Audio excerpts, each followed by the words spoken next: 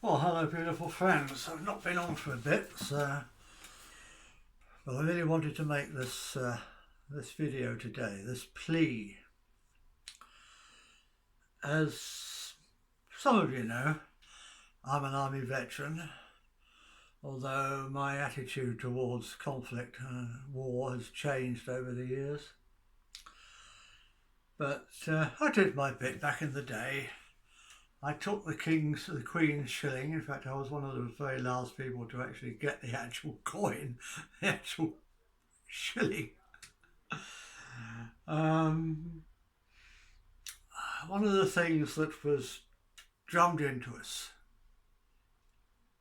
not that it needed drumming into us because it's here, you know. You never ever leave a wounded man on the battlefield. You just don't do it.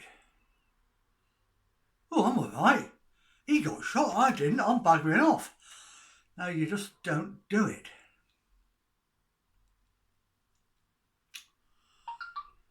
And the thing that's upset me more than anything over the last 2 or 3 weeks, 4 weeks, you see, we're in a different war now, but we're still at war. We're at war with our government now over the lockdown and all the restrictions. We're not at war with any political party, we're at war with the whole political system. As I say over and over again, we were born into a game we did not devise, and we need to devise a fairer one. But we go into these rallies, and some of us are getting fined, and some of us are getting fined quite heavily. And not only at rallies, but people are being fined £100 for not wearing their mask and all this kind of nonsense. So, and people are losing their jobs. People have been seen at rallies by their bosses and been sacked.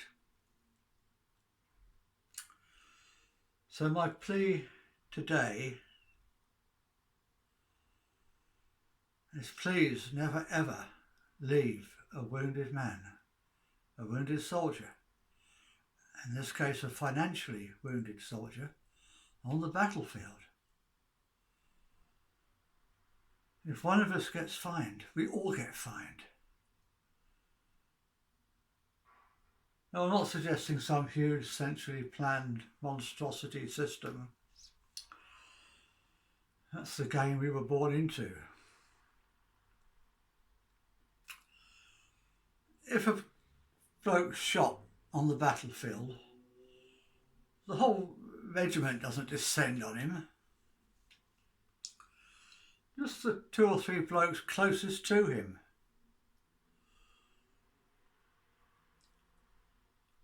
Drag him off. Now I suggest that when we have a wounded soldier, a financially wounded soldier, the 10 closest people to that person, man or woman, the 10 people closest to that person help. They share the fine.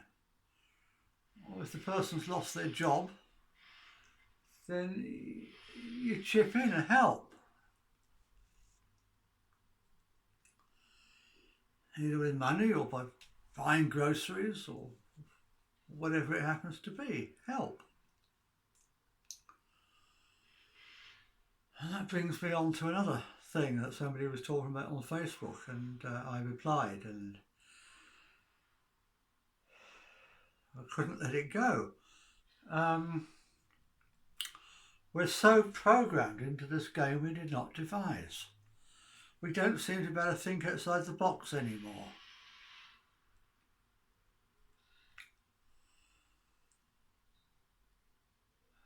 People were talking about, on the Facebook thing, people were talking about if we didn't pay our council tax, could we then spend that money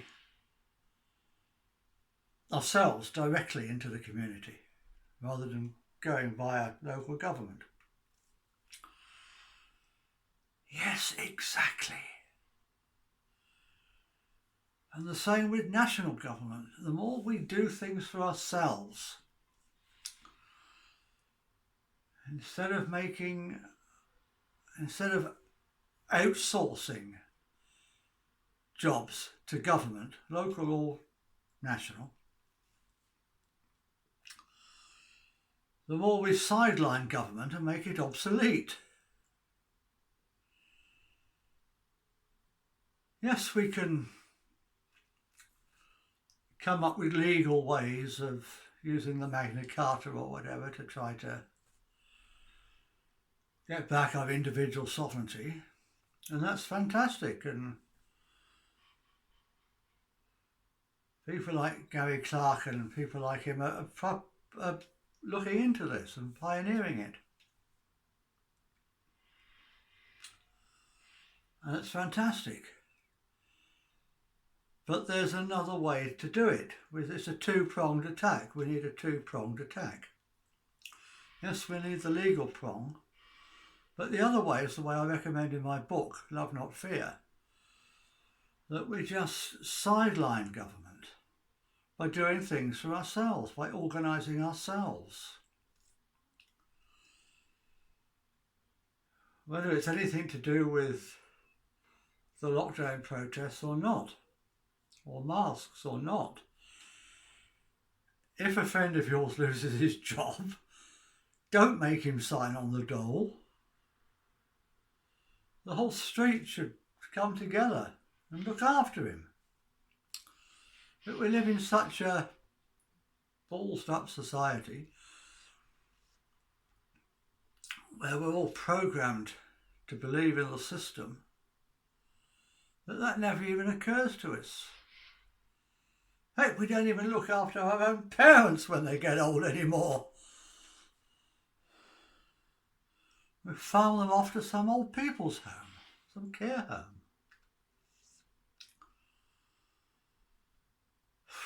We've lost our way, folks. Come on. We've lost our way. And we need to get back to basics. We need to get back to the way we used to do things. Now, I'm not saying there's anything wrong as such with the welfare state. It's done wonders. But we've become too dependent on it.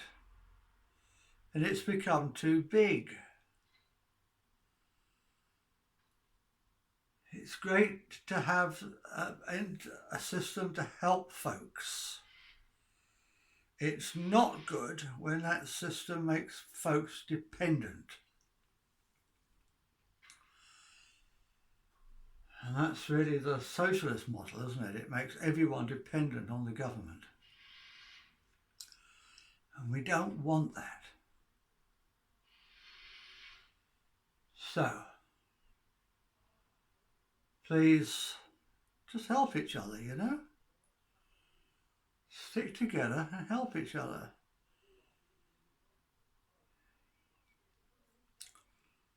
There are people on the street, sleeping on the street in the rain.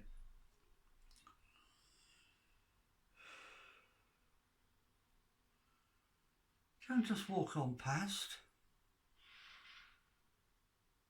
If 5 people give that person 10 quid, then that pays for B&B for the night, a bed and breakfast. Is that so hard? If you're scared that they're going to spend it on drugs or whatever it is that you're scared of, then 10 of you come together. 5 of you come together. 10 of you for £5 each. 5 of you for £10 each, I don't care. Just a group of you come together, take him to the B&B and pay the B&B direct yourselves. But don't leave the poor sod on the street in the rain. I don't know what's the matter with society today. I just don't know what's gone wrong. Well, I do know what's gone wrong. It's the game we did not devise, where the rules are stacked against us and in favour of the globalist elite. We have no way to win that game. We can never win that game.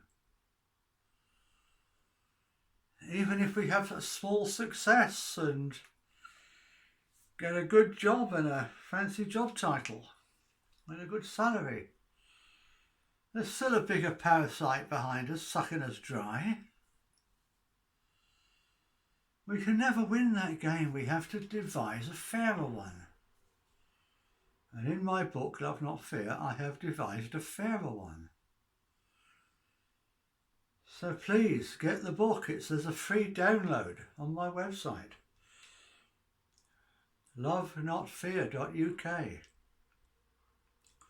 The bottom of the page, of every page, there's a list of, not this page, well, I'll put it down here, yeah, I'll put it down here, but at the bottom of every page on the website, there's a list of options for getting hold of the book.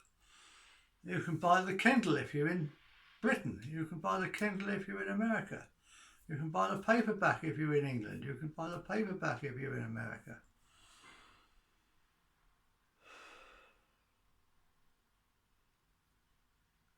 Or you can opt for the bottom choice, the last choice, which is the free download.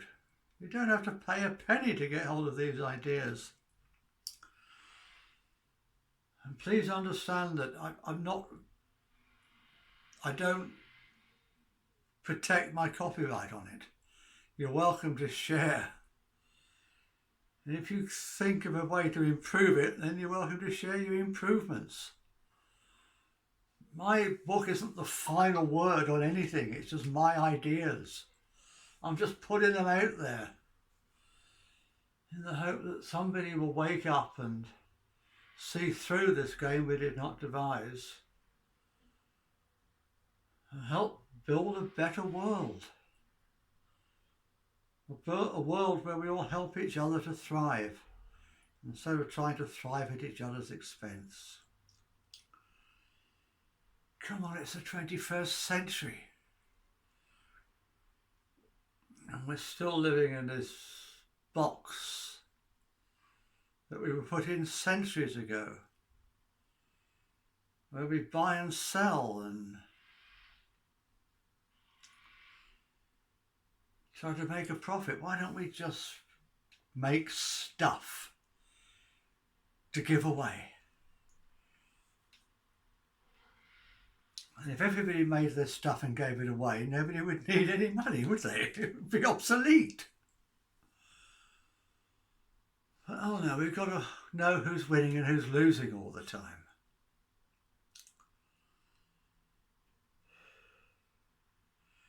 Because this game we did not devise, that we're programmed into from birth, teaches us that be a winner, don't be a loser. But that attitude is turning us all into losers. The attitude that we have to keep up with the Joneses is making us all as poor as the Joneses. Why don't we all help the Joneses to keep up with us? Come on. Just that simple shift in attitude. Instead of me, me, me all the time, look out for each other. So anyway, that's it for today. I've rambled on longer than I'd intended to. So please, never ever leave a wounded soldier, a financially wounded soldier, on the battlefield. Namaste.